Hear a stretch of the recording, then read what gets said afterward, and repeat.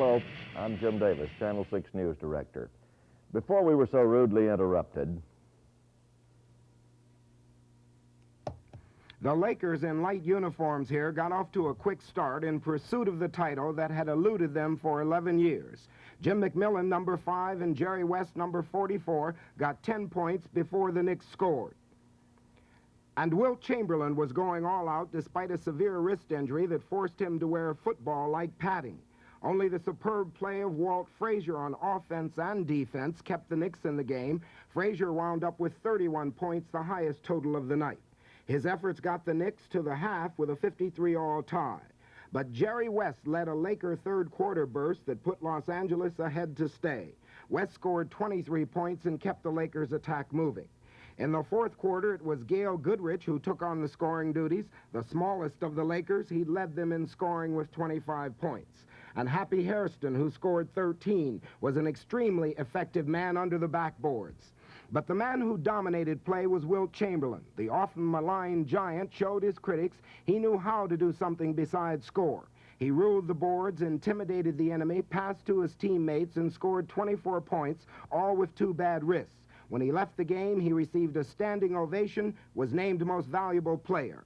When rookie Jim Clemens made the final points of the game, the overflow crowd was ecstatic. It remained then for Jerry West, an all-star in each of his 12 years in the league, to sum up the team's feelings. The team was ready to play, and say we ran and ran and ran. We finally got something out of it. We went to the basket well tonight.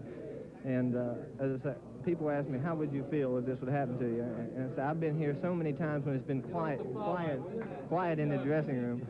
And as I say, it's just an unbelievable feeling. I really don't know what to say. Maybe tomorrow, but this is just too much. that ball game is what a great many CSRA Channel 6 viewers were watching last Sunday night. At 10 minutes before 11 p.m., about 4 minutes before the first half ended in that NBA title game, we went off the air. Now, sports fans and others are almost as avid a group as those who watch the daytime serials. Our phone switchboard was jammed the rest of the night. Little did those viewers know what the real trouble was. Our transmitter building and all its contents were on fire. As a matter of fact, our downtown studio control room did not even know the cause of the trouble because the transmitter engineer could not phone in the trouble. The fire spread so rapidly through the maze of complex electronic equipment, it was all he could do to get himself to safety. It remained for the Sunday night newsman on duty to drive out to the transmitter to see what was the trouble. When he was on the Sandbar Ferry Bridge between Augusta and Beech Island, he noticed that the tower lights were not burning, and he radioed that information back to the studio. By the time he got a little further out the Barnwell Highway, he noticed the blaze in the sky, and he says, "I think we've got a fire." And we did indeed, as you can see here. Our transmitter is located approximately 13, or was, and is again, located about 13 miles from downtown Augusta. There's only one man on duty there at the time, and he tried to extinguish the blaze that broke out, and it was impossible for him to do so. It spread. The Beech Island Fire Department got there and did what they could, but by the time they arrived on the scene, and others, it was all too late to save anything. Housed in that building were the Dumont transmitter that Channel 6 has been operating with from the time it went on the air, and also a brand new RCA state-of-the-art transmitter. It had been undergoing testing, but it was now a hunk of twisted, melted metal. And this is what it looked like on Monday morning. It was a total loss, and we were off the air. Now, you might wonder, in addition to our equipment, what was housed there. There was transmitting equipment that we donate the space for to the Augusta College FM stereo station. The Atomic Energy Commission also had housed there a great deal of environmental monitoring equipment. But it wasn't a matter of sitting around and wondering, what do we do now? Because even before the last smoldering ruins were extinguished, work had already started replacing the transmitter. Telephone calls all through the remainder of that first night and morning, and by 6:30 a.m., Channel 6 receptionists were on duty to tell the early morning viewers what the problem was. Throughout that day, Monday, May 8th, thousands, literally thousands of phone calls were answered at our studio, telling disappointed viewers their favorite programs would not be seen that day. All through Monday, arrangements and plans were being made to get back on the air as soon as possible. The site had to be inspected by the South Carolina State Fire Marshal as well as investigators for the insuring companies. But by Tuesday morning, this was the scene. Bulldozers were at work clearing away the rubble and the debris and making room for the construction of the new transmitter site that was to begin.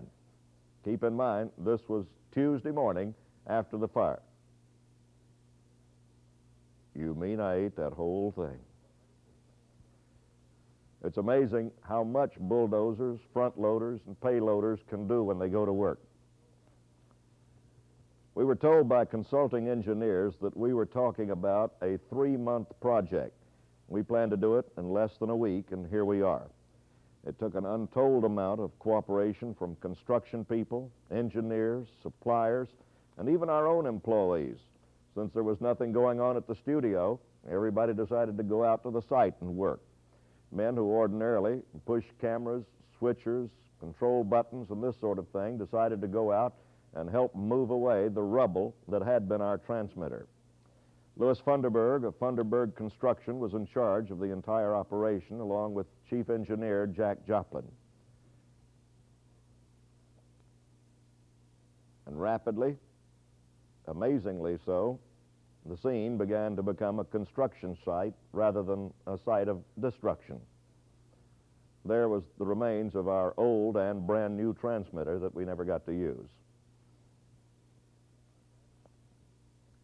The hard hats, most of them from the Channel 6 studio. Getting some outdoor exercise.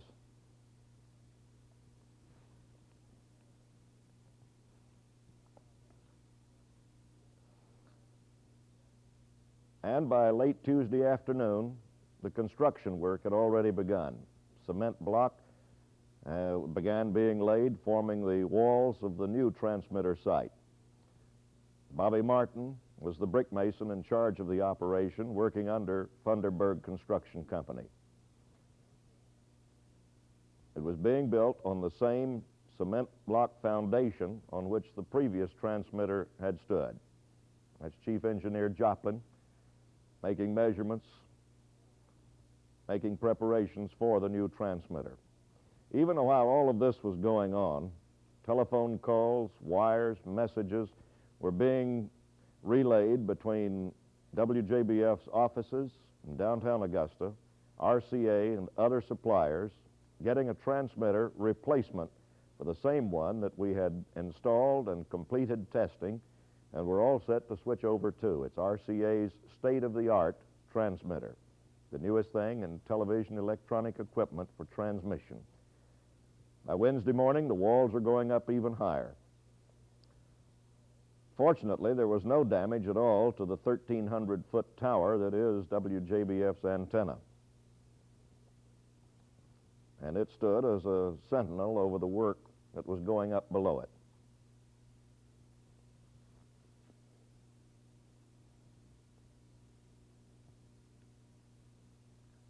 We didn't even have time to finish the topping out ceremony because there wasn't time for that. This was the scene Thursday morning. The walls had all been completed. We'd received word from RCA that the truck was on its way bearing our new transmitter and its component parts.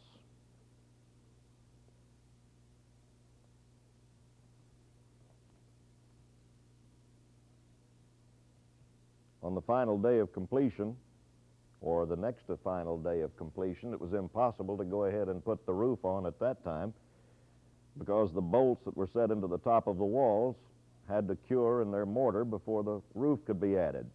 And at 4 o'clock Thursday afternoon, RCA's tremendous big double tandem truck arrived at our transmitter site. We began the agonizing and arduous process of unloading the components and the 4 tremendous pieces of the transmitter itself.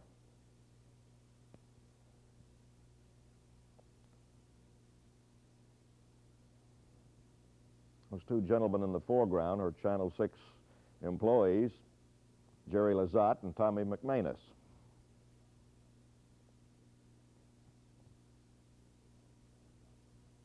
Again, Chief Engineer Jopling going through his new Christmas packages. At this point, you begin to wonder if it wasn't at all like the man that built the boat in the basement and then couldn't get it out, but it did fit. The doors had been designed to exactly the right size. And this was box number 1 of 4. So the lights went up and they worked all Thursday night without a roof over their heads, but a tarpaulin standing by in case the weather turned inclement on us. And now it was the engineer's job to go to work, put it all together.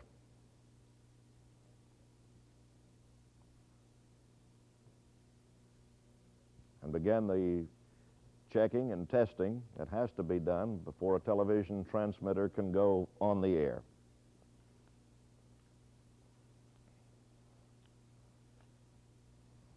RCA sent consulting engineers and technicians to help in the process. And Friday morning, 5 days after the fire, the temporary roof was laid into place. Again, using construction workers and hastily conscripted construction workers from the Channel 6 staff. The well-dressed gentleman in the right of your picture is Louis Funderburg, the construction man. The man riding the crane in cavalier fashion is our studio chief, Billy Mills. And the man around whose shoulders the entire rebuilding process has revolved is John Raddick, general manager and president of WJBF TV. He'd like to express his and our thanks to a lot of people. Worked very hard this past week to get back on the air so that you could enjoy your favorite Channel 6 television programs again. We apologize for the inconvenience, and please let me thank you for your interest, best wishes, and countless offers of help, encouragement, and concern. We've received thousands of telephone calls from people all over the Channel 6 viewing area, in addition to calls, telegrams, and letters offering assistance from broadcasters locally and all over America. I want to thank everyone for everything they've done so willingly, working practically round the clock to restore television service for you. I want to thank the WJBF staff, our cameramen, directors, engineers, salesmen, secretaries, all, and the laborers, builders, brick masons, electricians, carpenters, telephone and power men, and the WJBF advertisers who've remained so friendly and loyal, the Beech Island Fire Department who tried so desperately to save something, and you, the viewer, for remaining so loyal to WJBF. To place this entire episode, an effort in proper perspective for you, I asked the experts at RCA exactly how long it would take under normal circumstances to get a television transmitting station on the air, starting as we did this past Monday afternoon. The answer was 3 months. So, again, please let me say we're glad to be back, and we hope you are too. Thank you. What about those viewers? How did it affect their everyday lives? We wouldn't presume to say that television is the most important thing in anyone's life, but it is certainly a part of our everyday existence. Our man on the street, Charles Shepard, talked with some people about Channel 6's 5 days of darkness. Hi, what's your name? Mrs. M.C. Hurd. Mrs. Hurd, have you missed many of the programs that have been off the air this past week? Certainly have. Missed your programs. What do you miss most? I'm going to miss Lawrence Welk's program most, and I'll be so glad and happy when you come back on the air. Has it affected the family life much around the house? Well, yes. I'm the only one in the family, but it's affected me very much. Your name, sir? My name is S.I. Gillian. Mr. Gillian, when did you first start missing the TV most, Channel 6? The night it went off, a few minutes after it went off. Were you watching the ball game? Right. And what have you missed most during the several days we've been off the air? The movies? What about the rest of the family? And, well, they missed the movies, and also we missed the newscast, you know. Well, I'm sure Jim Davis will be delighted to hear that, as well as the rest of us. Yeah, we enjoy it. Thank you, sir. Hi, what's your name? Doris Hospelhorn. Doris, do you watch television much? Yes, I do. Have you cut down on the viewing time much during the past week? Very much, because my favorite shows are on Channel 6, really. Well, I'm delighted to hear that. What have you missed most? Most of the soap operas, I guess, and the quiz shows in the morning are what I like. Have you been one of those ladies who's been calling during the day wanting to know when we're getting back with the soap operas? No, I just been listening to the radio and just hearing what's going on, mainly. Okay, what's your favorite soap? Well, Soap opera, that is. Soap opera, All My Children, and General Hospital. Hi, what's your name? Gladys Golfin. Gladys, what has changed most at your house during the past week that we've been off the air with Channel 6? I haven't been looking at TV too much. You haven't been looking at TV too much? No. You look at Channel 6 when we're on the air much? Every day. Giving you more time for what? Sleep. Just sleep, huh? Or either I be working. Well, it's nice to know that we're missed. Have you missed us? Oh, we really have. Goodness gracious, we want them back on the air. I like Channel 6. I like all Channel 6 programs. Has it affected life at your house much? Well, I don't turn television on, except to get the news. God bless you. We love you to pieces. Because that's not my station. 12's all right, but I like 6 best. You're the sweetest one. Thank you, ma'am. Thank you. Willie Wright. How much do you watch TV? Not too much. What about the past several days with Channel 6 being off the air? Has it affected your viewing habits at all? Yes, it has. Caused me to go out more. You missed us that much? Oh, yeah. Channel 6 has, seemed to me, has all the programs, that I like, I really haven't missed it. Looking forward to coming back on the air, Mrs. Paul Sines. This is your lovely daughter. It sure is, Mary Beth. Have you missed television much? All in the afternoons. All in the afternoons? Mostly. The soap operas? Yes. What about nighttime TV? Do you watch that much? Oh, quite a bit.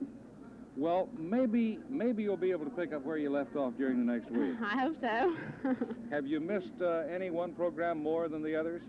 Oh, I really don't watch that much at night. Mostly in the afternoons. I miss it mostly in the What's your afternoons. favorite soap opera? General Hospital. That's on at 3:30. Nice to know that we're missed. Thank you for talking to us. Okay, thank you. Those of us who work here have had an awful lot of good-natured kidding from our friends and viewers this week about our vacation. Would you believe it's been more work than usual? For example, one of the most popular shows on Channel 6 is Trooper Terry. The daily birthday parties on this program are scheduled a year in advance. Rather than disappoint the youngsters, not to mention the parents, Trooper Terry went on every day as usual. The parties were all held in the studio, just as they are every day. The goodies and refreshments were there. The children watched the cartoons. The only difference was the show wasn't broadcast. I don't know. You didn't have your hand up, did you? Swimming and all that. Okay, where are you going this summer? Camping. Camping. Where are you going to camp? In the woods. In the woods. Okay, where are you going for summer? Camping. Another camper. Camping. Camping? Boy, the woods are going to be full of boys and girls this year. Where are you going for summer vacation? Beach. What beach? I don't know. Just any old beach, huh? Well, what do you like best at the beach? Swimming. How about the sand? It's fun. Did you ever build a sand castle? My daddy helped me build it. It's fun, isn't it? And then the waves come in and with the tide and wash it away. Well, Doug, we need another operator. Who's it going to be? Send us at least one more and we'll see another cartoon. Oh, this young lady, huh? Who is this? Barbara. Are you ready, Barbara? Up we go. Okay, Barbara. Oh, you know what to do, don't you? Here's beautiful Barbara and our final cartoon fun this morning before we get into the other great shows I don't know on about this Channel cartoon fun. Trooper Terry's alter ego is that of Terry Sams, program director of WJBF TV. Terry's got a few words about our schedule, not only this week, but for the long outlook as well. Terry? Well, I noticed the lady being interviewed in the Man on the Street interview a moment ago did mention the favorite not cartoon show, but we call them soap operas, and I think most everybody else does too. General Hospital was missed so much last week. Oh, boy. And we received so many calls, and we were so glad to get them because we know everybody's enjoying the show. Good news. Monday morning, starting at 9:30, all the way till 12 o'clock. All 5 shows that we missed, 1, 2, 3, 4, 5, Monday through Friday this past week, will be on in a General Hospital Film Festival. It's in 1, 2, 3 orders, so get the coffee pots boiling, ladies, and we'll meet you at 9:30 Monday morning and make up for the lost time with General Hospital. There are other great shows starting next week, as a matter of fact, and on in the fall. Tom Jones is coming up next Wednesday night, 10 to 11 o'clock, brand new time, and Tom Jones' great show. And in addition to returning favorites such as NFL football this coming fall, FBI, Marcus Welby, Mod Squad, Alias Smith and Jones, and others, you'll see a bumper crop of exciting new shows, such as The Rookies, a new breed of policemen, Temperatures Rising, the humorous side of hospital life, The Julie Andrews Show, the new Men Show. It features 3 different suspense adventure programs, alternating weekly. The Men, The Streets of San Francisco, starring the great Carl Malden, plus many, many more. The best from ABC and NBC, coming up this fall during the all-new season. And, of course, the new fall season will include NCAA football, and here's Chris Schinkel with a look at the new season. Of course, it wasn't all wishbone in '71. ABC's comprehensive coverage of college play in every section of the country highlighted a variety of NCAA action. Early in the season, against a strong Tennessee team, Auburn's Sullivan to Beasley passing combination showed both the eventual Heisman Trophy winner's on-target skill and some swivel-hip moves by his All-American receiver. In the Michigan State game, Notre Dame's Etter passes to Chiskowski for an apparent score, but the Irish were offside, and the touchdown didn't count. It was to prove that kind of a frustrating year for Notre Dame. In the tough Big 8 conference, Nebraska beat Colorado, though Colorado's sensational sophomore back, Charlie Davis, demonstrates the speed that piled up almost 1,400 yards in rushing in 1971. However, with aerials such as this taggy to Dan Kroger bullet, Nebraska won handily.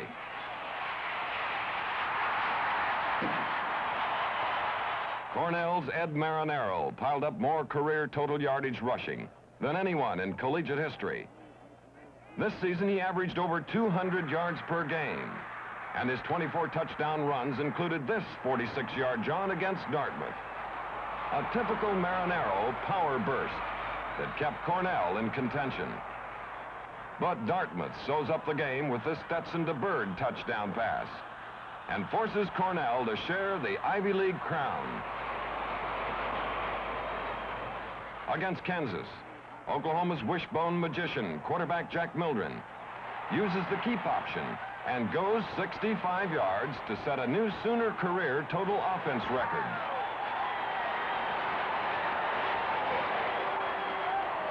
The Service Classic, Army versus Navy, always a thrilling spectacle. And this year's game builds to a fantastic climax as Army's Ron Danheft, back to punt from his end zone, scrambles around until tackled for a safety as time runs out, preserving a 24-23 Army win, the first one-point margin in the long 72-game history of this rivalry. Along with the action, you can always depend on the color, pageantry, and hijinks that are unique to the NCAA college football scene.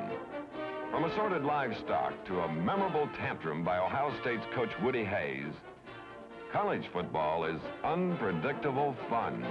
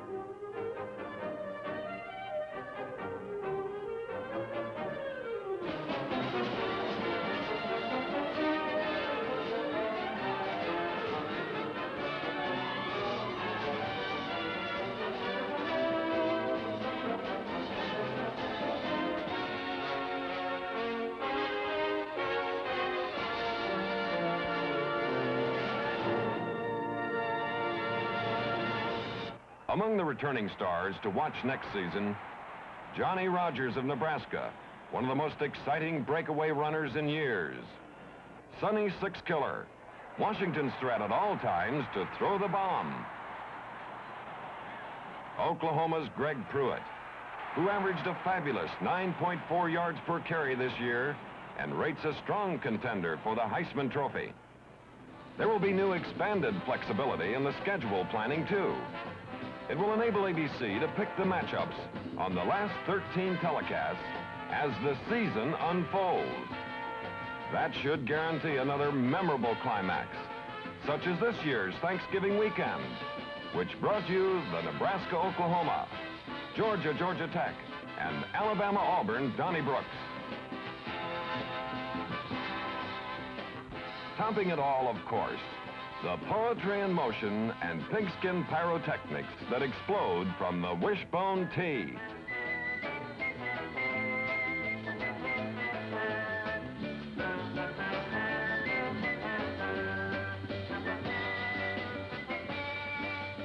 Could any sports fan wish for more? You'll want to be looking on week after week in 72 as NCAA football highlights the new look on ABC.